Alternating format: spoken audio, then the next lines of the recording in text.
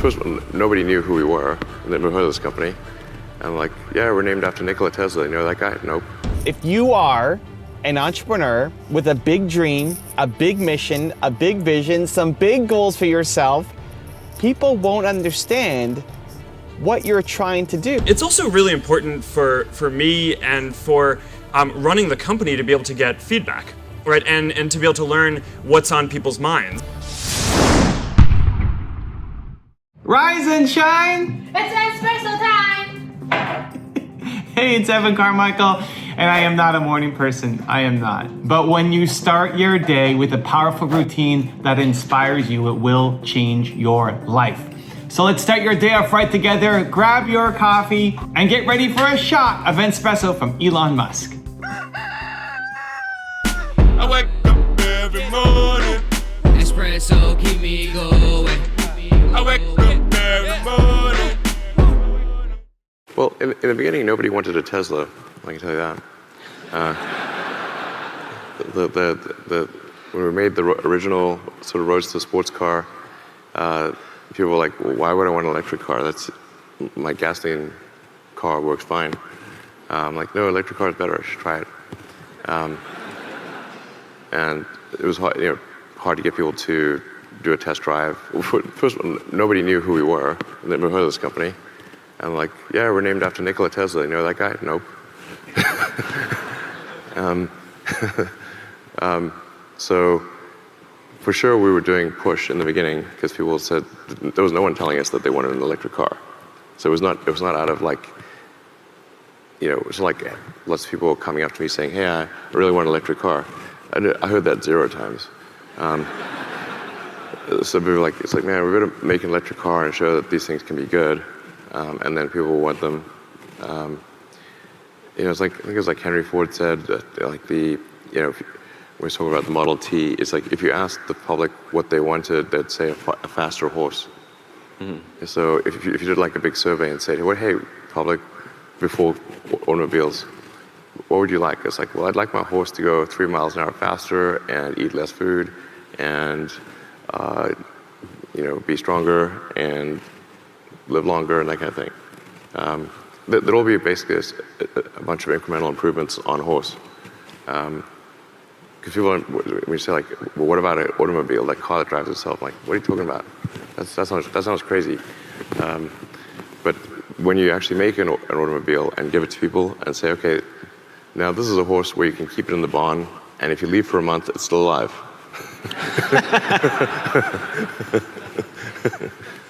Yeah.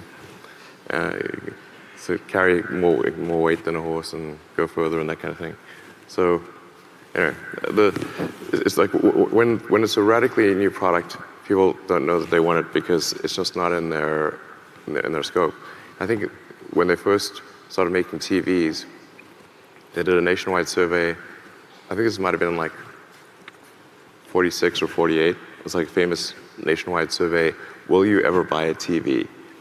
And it was like 96% of respondents said no. Some crazy number. Like basically everyone's like, would you buy a TV? And maybe they put a price in there or something, I don't know. But it was famously, almost everyone said they would not buy a TV, but they didn't know what they were talking about. So the big game-changing stuff at the beginning is a company push kind of a thing most of the time. But then changes to the product over time can be a lot more customer pull kind of a focus. Yeah, changes to the product over time can be incremental changes. Then customers can certainly tell you, it's good to get customer feedback to say, how can we improve the product? And once they're using it, they can say, okay, I like this thing about it, I don't like this other thing, and then we can improve the product over time. Customer feedback after they have the fundamental thing is great. People will not understand what you're trying to do. If you are an entrepreneur with a big dream, a big mission, a big vision, some big goals for yourself, people won't understand what you're trying to do. If everybody understands, you're thinking way too small. If everybody's like, yeah, that makes a lot of sense. Yeah, that's exactly like this. You're thinking too small. Your potential, your vision is bigger than how you're explaining it. At the beginning, It should be difficult for people to wrap their head around what you do. It should be difficult to explain who you are. If somebody asks you at a networking event or some party, hey, what do you do? I think it should be difficult for you to explain who you are. I think that's fantastic. I think that means you're actually living your life instead of living inside some box that is easy to understand. I look at my history, and I've been on YouTube since 2009, my first video, and at the time, YouTube was not what it is today. It was not an educational platform. There weren't really people doing entrepreneur videos, educational videos, long form videos. It was just a totally different beast. And it took 5 years to get to 7,000 subscribers on my main channel. 5 years, 7,000 subscribers. I remember one of the videos that I loved the most. I was so proud. I spent the most amount of effort and collaboration time in creating this video. And it was a long video. It was 6 minutes. It was a 6-minute video back in the day. So it was this long video. And I showed it to somebody when I was basically ready to release it. I showed it to somebody who was in the industry, who's not in the YouTube industry, but in the video industry. And I showed it to him and I said, hey, what do you think? Like, I'm pretty happy with this video. Do you have any thoughts, feedback, suggestions? And he just didn't want me to publish it. He said, nobody's gonna watch a video that's 6 minutes long. Nobody. It's just way too long. Nobody's gonna watch it. He told me that I didn't understand how the internet worked. And just, I don't know, just poured into me. I shared some of the exact quotes in Your One Word, my first book, of what he said to me. And he was an expert, right? He was somebody who wasn't just some guy off the street. He was a guy who was in thought leadership, did a lot of video content, and him telling me that this would never work and it was too long, that I didn't understand how things work. And a younger, less experienced Evan might have listened to him. But at the time I felt, okay, I don't know, maybe he's right. But I spent a lot of time on this thing and I liked it. It moved me, it inspired me. So whatever, I'll just post it. Who cares? If it ends up being a giant flop, then lesson learned. Maybe it'll inspire, a couple hundred people, and I had fun doing it, right? And so we released it, and at the time, my best video had 100,000 views in a year, and I was so proud of that video. Man, 100,000 views in a year. That's awesome. This video launched and I did 100,000 views in a month. It ended up being my best video on the channel. It's not anymore, but was the best video on my channel for maybe a couple years. Now it's got, a couple million views on it. And it's just a reminder that I'm trying to do something big. I want to create things that I like, that I love, that I would use, because I'm making stuff still for 19-year-old Evan, who's struggling to believe in himself, who's struggling to get his company off the ground. That's who I make content for. And sometimes the experts will tell you something wrong. Sometimes the experts are not experts at this thing. And it's better for you to go off and do it, even if it fails, just to know, because otherwise you live the rest of your life wondering what if. So you really have to filter that feedback. And let me give you some practical tips for how to actually navigate that, because I think humans, we are wired to care about what other people think about us, right? You care about what your family thinks, you care about what your friends think, you care about what random strangers on the internet think. You care. You look at your comments and you see what people are saying. You really care. Even if you logically say, well, I don't care about these people, you care. So let me give you some tips for how to actually navigate that and filter the feedback. 1, understand that anybody who is giving you feedback, especially if it's negative, they're in pain. If they're just attacking you for no reason, they're in pain, right? It's not saying, hey, this video is too long, or hey, I think you should add these tweaks. It's like, I hate you as a human, or you suck, or like, think about the feedback that you're so afraid of getting on YouTube, on Instagram, on whatever platform. You're so afraid that people will judge you for something. those people, they're leading with poison. They're in pain. People are good. We're built to serve. You want to help.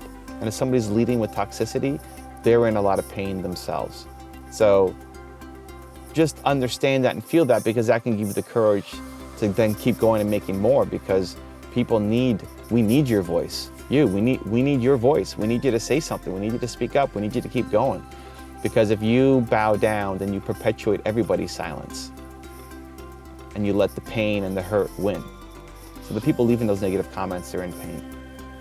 Next, you look at, has the person who's giving me feedback, have they done what I'm trying to do? Right? If it's your parents or your high school counselor or whatever, have they done what you're trying to do? Because chances are, when you move away from the general public towards people who you know, friends, family, parent, that kind of thing, they love you probably, right? Your parents probably love you. Your sister, your brother, your husband, wife, they probably love you, hopefully. They just haven't done what you're trying to do, and they're afraid. They're living out of fear.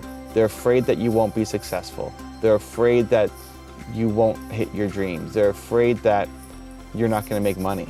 They're afraid that you're going to not be able to pay your rent or your mortgage. They're afraid. And they're living out of that fear, trying to give you counsel, to give you advice. But really, they're just afraid. And they haven't done what you're trying to do, and so their advice, while you might think is negative, it's actually coming from a really good place. It's coming from a loving place. They want to see you win. They just don't think you're going to win doing this, because they've never done it and they haven't seen anybody do this. It doesn't mean you listen to their advice. Their advice is mostly meaningless because they haven't done the thing that you're trying to do, and they're living from a fear-based place. You want to listen to that person? No. But it removes the sting from the words, because if you can recognize that they love you, then their advice, it doesn't hurt as much. So we dealt with the haters on social media. We dealt with your friends and family. The third step are the experts. So what if somebody has done what you're trying to do and they tell you that you're doing it wrong? In the case of my video, right? This guy had made a lot of videos and he told me that I didn't understand how the internet worked. At that point, I think you just make a gut check. If you like it, if you're proud of it, if you would watch it, if you would use that, if you would consume that, if you liked it, if you in your heart like this thing, then you put it up. You test it, you taste it, you try it, you put it up. Because maybe the expert's right, maybe the expert's wrong. You don't want to spend the rest of your life wondering, what if? What if I just tried? What if I just took my shot? What if I just posted that video? What if I just launched that service? What if I just gave it a shot? Because when you look back on your life, you can deal with the failures. The things we regret aren't the things that we tried and failed at. The things we regret are the things that we never had the courage to actually do. So if you're listening to some expert and they tell you that you're stupid and you're wrong and it's never going to work, but in your heart you know you're going to regret not giving it at least a shot, then do it. Because either way you win. Now I've got a really special bonus clip that I think you're gonna enjoy, but before that, it's time for the question of the day. I wanna know, what was your single biggest takeaway from this video and your plan of action for the next week? Put that down in the comments below. When you watch a video and just get inspired, the science says you'll have a 35% chance of following through. But if you get inspired and then create a plan of action for when, how, and where you are going to take action, your chances of following through jump to 91%, Believe Nation. It's not enough to just watch something. We got to create our plan. And when you commit publicly, that number jumps to 95% of you following through. Let's make that happen. Your biggest takeaway from this video and your plan of action for the next week, put it down in the comments below so I can celebrate with you. Also, if you want to have more self-love, self-confidence, self-belief, the science says it can take up to 254 days of consecutive action to build that habit, to create that muscle. So I've created a 254 series where every day for 254 days, I will send you a video for free to help you shift your confidence and belief forward. The link to join is in the description below. There were just times when something is important enough, you believe in it enough that you do it in spite of the fear. Before we were able to get the Roadster out, then they'd say, well, you couldn't possibly make that car work. That ended up being worse than if we had designed a car from the beginning. We've had this tradition for, I don't know, probably 7 or 8 years at the company, where every week we have a Q&A where our employees can come and ask me any question that they want about what's going on and what the direction of the company is, or questions or things that they read about in the press, or that their friends who use the product, what they're asking them. And it's been this really important tradition for us, both because we really believe in openness and communication, and that's kind of what Facebook is all about. But it's also really important for me and for running the company to be able to get feedback. Right, and to be able to learn what's on people's minds, what our employees and folks who are part of our team are thinking about, and just kind of a lot of the time there are good questions that people ask that change the way that we think about what we're building and what we're here to do in the world, and that often make us go think and reevaluate how we should be approaching different problems. If you want another amazing Elon Musk video, check it out right there next to me. I think you'll enjoy it. Continue to believe, and I'll see you there.